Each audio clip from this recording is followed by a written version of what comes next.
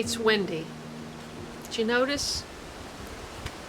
And if I hadn't set myself a deadline to get that done in an hour, I would have taken a break. But I was shooting a video. And that's how committed I am to this channel. So I hope you appreciate what I do here and how I seek to inspire you to grow your own food, to investigate your weeds, to see what weeds might be turned into medicine for almost free, and so much more. So thank you so much for joining me for this.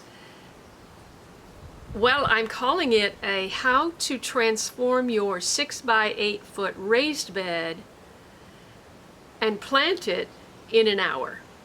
Now this could be done with any of your starts. It doesn't have to be onions, but that's what I was using because I thought I had just about the right amount. Well, I knew I had more Walla Walla and Davidor, which is an F1 hybrid.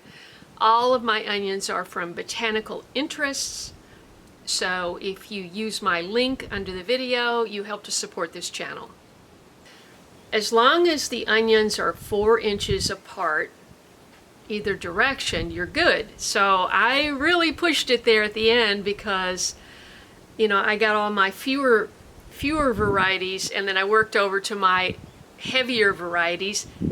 And pro tip, do it the other way.